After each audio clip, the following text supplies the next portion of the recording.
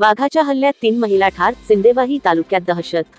वनपरिक्षेत्रातील मेंढा मालच्या जंगलात वाघाच्या हल्ल्यात 3 महिला ठार झाल्या। मेंढा माल येथील शुभांगी मनोज चौधरी 38, कांताबाई बुधा चौधरी 60 आणि रेखा शालिक शेंडे 48 अशी मृत महिलांची नावे आहेत। याशिवाय एक महिला जखमी आहे। सध्या तेंदूपत्ता संकलनाचे काम मोठ्या प्रमाणात सुरू आहे। अनेक महिला आणि पुरुष यासाठी जंगल परिसरात जात असतात। आज शनिवारी सकाळच्या सुमारास या 4 महिला तेंदूपाने तोडण्यासाठी जंगलात गेल्या होत्या। या दरम्यान तेथे दबा धरून बसलेल्या वाघाने सिंदेवाही येथील वनपरिक्षेत्र अधिकाऱ्यांशी संपर्क साधला असता त्यांनी कोणताही प्रतिसाद दिला नाही।